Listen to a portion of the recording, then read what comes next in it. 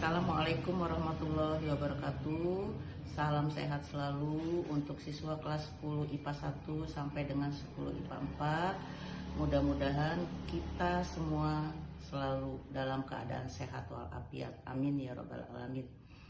Untuk materi yang pertama yaitu hakikat ilmu kimia, kemudian metode ilmiah serta keselamatan kerja. Sudah 2 kali Ibu kasih tugas, semuanya hampir rata-rata nilainya bagus semua. Tetapi ada beberapa siswa di 10 IPA 1, 10 IPA 2, dan 10 IPA 3 yang belum masuk GCL. Silakan masuk nak sebelum terlambat, karena nanti kita sudah mau mid semester ya. Kalau kalian tidak pernah masuk berarti kalian tidak punya nilai, sehingga mengakibatkan kalian tidak naik nantinya. Baiklah, untuk hari ini kita akan belajar materi struktur atom. Judul yang pertama adalah partikel penyusun materi. Kemudian yang kedua adalah perkembangan teori atom.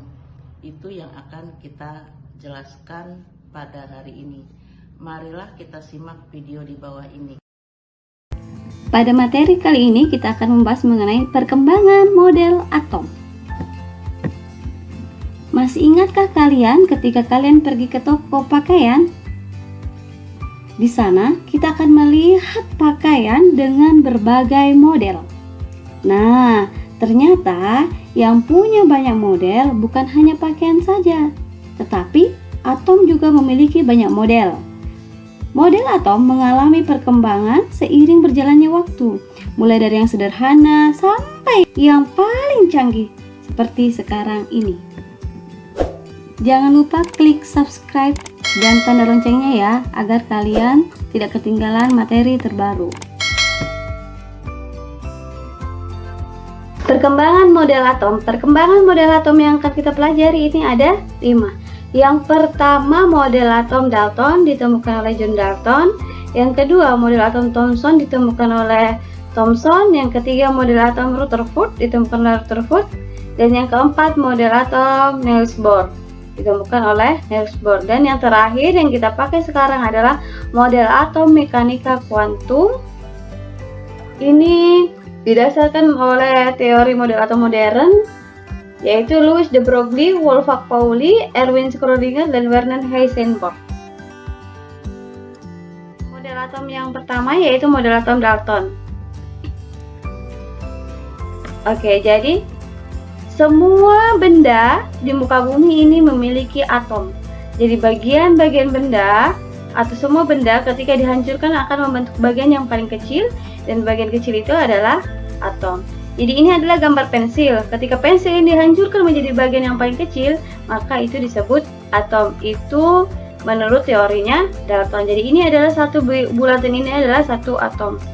Jadi ini kumpulan dari beberapa atom. Jadi satu pensil ini kumpulan, satu buah pensil adalah kumpulan dari beberapa atom. Kalau kita keluarkan, kita perbesar atomnya, satu atom ini menjadi seperti satu lingkaran ini berupa seperti bola pejal ya. Ini satu atom. Sehingga teori atom Dalton menyatakan bahwa atom adalah bagian yang terkecil dari suatu unsur dan tidak dapat dibagi-bagi lagi dan berbentuk seperti bola pejal. Jadi dia ini satu saja, tidak bisa dibagi-bagi lagi. Itu adalah atom menurut Dalton. Tetapi teori atom Dalton ini memiliki kelemahan. Apa kelemahannya? Teori atom Dalton tidak dapat menerangkan suatu larutan dapat mengantarkan listrik. Jadi ini kelemahan.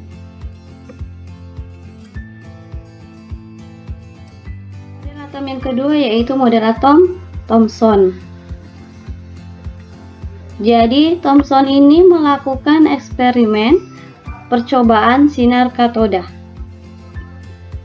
Hasil percobaan ini menunjukkan bahwa sinar katoda ini terbelokkan oleh medan magnet maupun medan listrik. Jadi dia terbelokkan oleh medan magnet dan medan listrik menuju ke arah kutub bermuatan positif. Sehingga hal ini menunjukkan eksperimen bahwa sinar katoda merupakan radiasi partikel bermuatan negatif. Sehingga Thomson menemukan partikel yang bermuatan negatif itu disebut dengan elektron. Jadi dia adalah subatom. Penemuan ini menggugurkan model atom Dalton tentang atom adalah partikel terkecil yang tidak dapat dibagi-bagi lagi. Jadi katanya si Dalton bahwa atom itu adalah bagian terkecil tidak dapat dibagi-bagi lagi. Ternyata masih ada bagiannya atom yang ditemukan oleh Thomson, yaitu elektron yang bermuatan negatif. Sehingga Thomson mengilustrasikan model atomnya itu seperti ini, seperti bola pecel, seperti roti berbentuk bola, bulat, terus ada kismis di dalamnya. Jadi hitam-hitam ini adalah roti kismis. Roti kismis tersebar di dalamnya. Roti kismis ini diibaratkan sebagai elektron yang ditemukan Thomson tadi bermuatan negatif. Jadi ini muatan dari ini seperti roti kismisnya, muatannya negatif, ini elektron. Jadi ada muatan positif tersebar merata dalam atom. Jadi jika jumlah muatan negatif ini sama dengan jumlah muatan positif dalam satu atom, maka atom itu bersifat netral. Jadi seperti ini, jika jumlah positifnya sama dengan jumlah negatifnya, maka atom bersifat netral.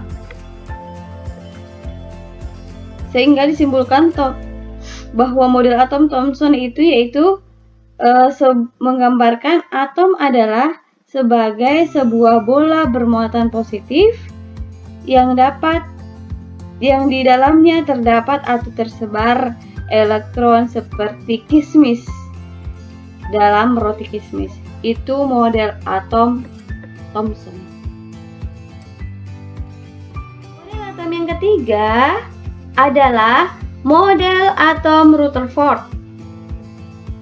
Eksperimen yang dilakukan Rutherford adalah penembakan lempeng emas tipis dengan partikel. Di sini partikel yang digunakan adalah partikel sinar alfa ditembakkan melalui lempeng ini menembus atau terkena lempeng emas. Jadi ini adalah lempeng emas ya. Jadi hasilnya lebih detail kita lihat. Ketika dia terkena lempeng emas, maka ada yang diteruskan dan ada yang dibelokkan. Jadi ada yang diteruskan, ada yang dibelokkan. Jadi sinar alfa yang tidak terkena oleh lingkaran berwarna pink ini akan diteruskan. Tetapi jika dia terkena lingkaran berwarna pink, maka dipantulkan. Sehingga Rutherford menemukan bahwa sebagian besar berkas elektron tidak dibelokkan, tetapi diteruskan. Hal ini membuktikan bahwa model atom Thomson yang menyatakan bahwa elektron tersebar merata dalam muatan positif itu tidak benar. Karena menurut teorinya Thomson, elektron yang menembus lempeng, jadi kalau ketika dia menembus lempeng ini, akan kehilangan banyak energi sehingga sebagian besar elektron akan mengalami hambatan karena menabrak partikel-partikel dalam inti atom, jadi dia dibelokkan, tetapi kenyataannya dia diteruskan. Jadi ini sudah membantah teorinya Thomson. Sehingga disimpulkan bahwa atom terdiri inti atom bermuatan positif yang dikelilingi oleh elektron-elektron yang bermuatan negatif seperti model tata surya mengelilingi matahari. Jadi ini berarti matahari, ini adalah elektron-elektron yang mengelilinginya. Jadi elektron mengelilingi inti atom seperti planet-planet mengelilingi matahari. Kesimpulan yang kedua, massa atom berpusat pada inti dan sebagian besar atom merupakan ruang hampa. Kenapa dia ruang hampa? Karena dia diteruskan seperti tadi itu. Karena hal ini adalah atom bersifat netral karena dia berupa ruang hampa, ruang kosong menyebabkan atom bersifat netral sehingga jumlah proton dalam inti sama dengan jumlah elektron yang mengelilingi. Ternyata Rutherford memiliki kelemahan. Apa kelemahannya? Rutherford tidak dapat menjelaskan mengapa elektron tidak jatuh ke dalam inti. Jadi ini tidak jatuh ke dalam inti, dia tidak bisa menjelaskan. Padahal berdasarkan teori fisika, gerakan elektron, jadi ini elektron bergerak, gerakan elektron mengitari inti disertai memancarkan energi. Jadi kalau memancarkan energi pasti energinya berkurang. Oke, maka kelamaan energi elektron akan berkurang dan lintasannya makin lama akan mendekati inti dan akhirnya akan jatuh ke dalam. Tetapi Rutherford tidak bisa menjelaskan teori itu.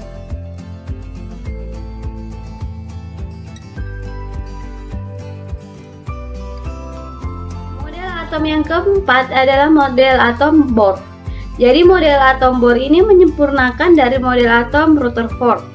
Bohr melakukan percobaan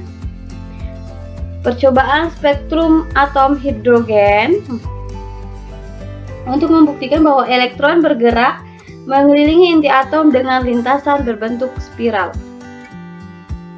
Jadi percobaannya kita lihat di sini.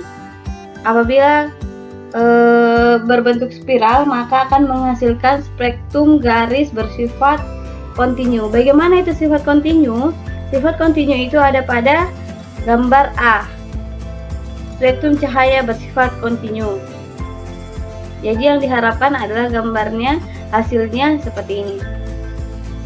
Akan tetapi hasil pengamatan dengan spektrometer menunjukkan bahwa spektrum atom bersifat putus-putus atau diskrit. Jadi seperti ini gambar B dan C.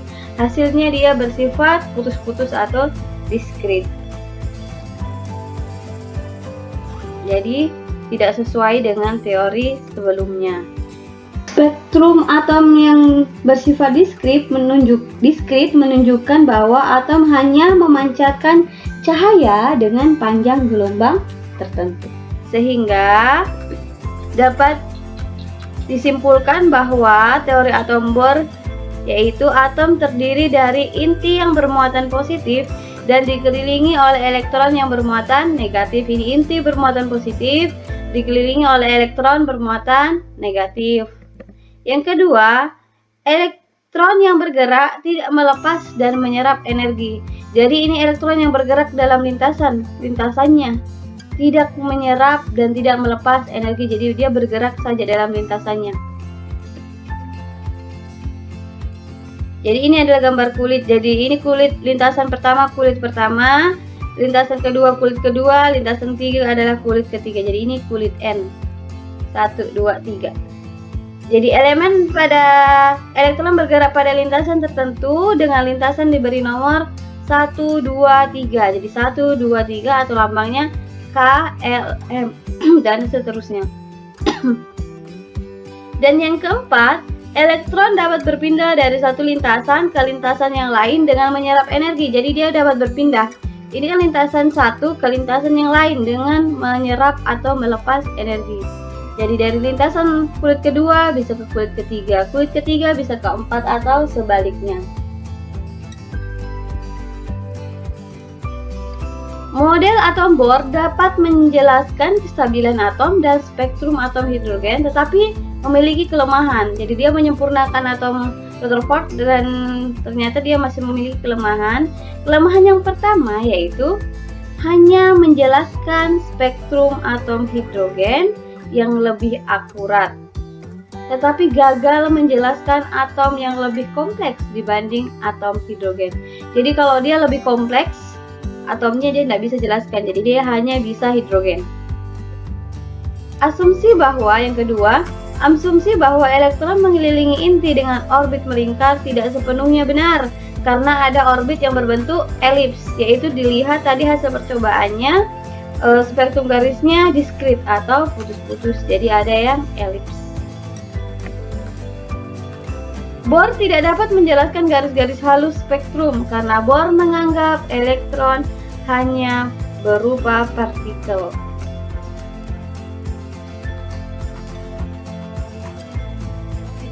model atom berdasarkan teori mekanika kuantum. Jadi ini hadir karena berdasarkan atau disebabkan adanya karena ada teori atom modern. Jadi dia bentuknya, gambar atomnya, modelnya seperti ini. Jadi dia kebolehjadian menemukan elektron. Jadi kita tidak tahu di mana elektronnya. Tidak seperti teori-teori atom sebelumnya, terjelas nampak di mana letak elektronnya, di mana letak protonnya, jelas nampak. Di sini tidak. Prinsip dasar dari teori mekanika kuantum yaitu gerakan elektron mengelilingi inti atom bersifat seperti gelombang. Jadi dia mengelilingi inti atom ini, dia bersifat gelombang. Teori mekanika kuantum digunakan untuk menjelaskan sifat atom dan molekul.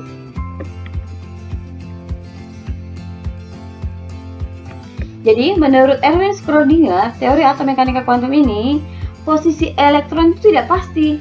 Jadi seperti gambar tadi, kita tidak tahu di mana elektronnya. Kita hanya lihat kebolehjadian menemukan elektron. Kita tidak tahu posisi pastinya di mana. Tidak seperti teori atom sebelumnya. Hal ini dapat ditentukan mengenai keberadaan elektron di dalam atom atau daerah dengan peluang terbesar untuk menemukan elektron orbital. Jadi peluang terbesarnya itu di orbital. Jadi kita tidak bisa lihat secara pasti di mana letaknya elektron. Oke, diambil dari teori mekanika kuantum, maka Heisenberg ini berpendapat bahwa elektron yang bergerak ini menimbulkan perubahan dalam posisi dan momentum. Jadi menyebabkan perubahan posisi dan momentum setiap saat, sehingga posisi dan kecepatan elektron yang bergerak secara bersama-sama tidak dapat dilakukan secara tepat. Tidak bisa.